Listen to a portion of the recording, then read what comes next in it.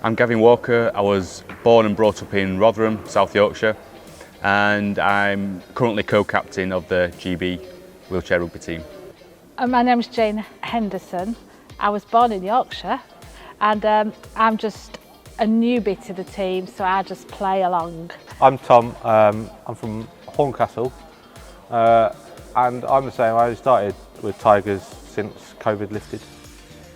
I first got into the sport through my physiotherapist who was taking me through rehab at the time, and it wasn't something that I was going into for a career or to compete even. It was just to regain my fitness and strength back after my accident. But as you can see, things got a little bit out of hand and it did turn into a career, one that I really enjoy now. Yeah, Tokyo was immense, considering the situation the whole world was in, not having the crowds there and friends and family to celebrate.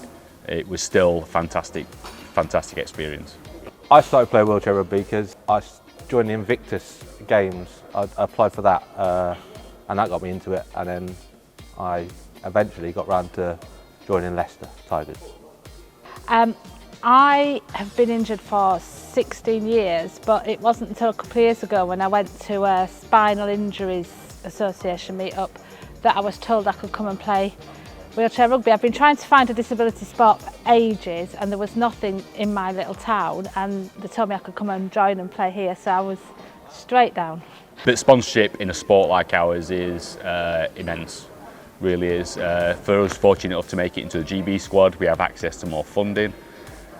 But for grassroots level people wanting to try the sport for the first time and more at a social level, the support and sponsorship and funding's vital. There's only so much we can do, so to get chairs that are suited for the majority of people, give them that great first experience of the sport, they're more likely then to continue with it.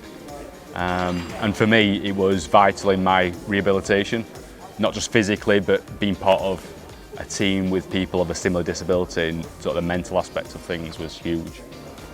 To be honest, like I said earlier, I haven't been part of the club for long, but I know the kits are paid for and things like that, and it obviously makes a big difference to the finances, how they spend the money that they get themselves outside of sponsorship.